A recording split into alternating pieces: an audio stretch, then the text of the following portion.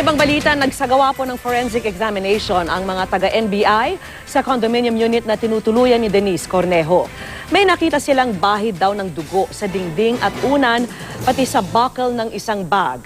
Isa sa ilalim sa DNA test ang mga nakuhang sample para malaman kung kanino galing ang dugo. Pero giit ng abogado ni Cornejo at Cedric Lee, iligal ang pagpasok ng NBI sa condo unit, sabay batikos muli sa anila ay sobrang proteksyon ay binibigay ng mga otoridad kay Vong Navarro. Sabi naman ng kampo ng TV host, may basehan ang mga pangamba at paghingi niya ng proteksyon.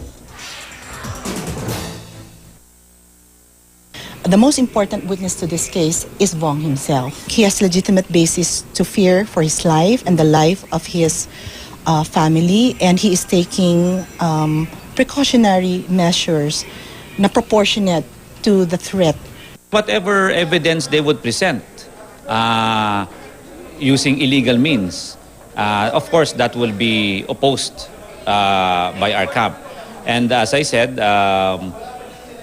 kung yung pagpunta nila doon sa unit na yon, that is an illegal search.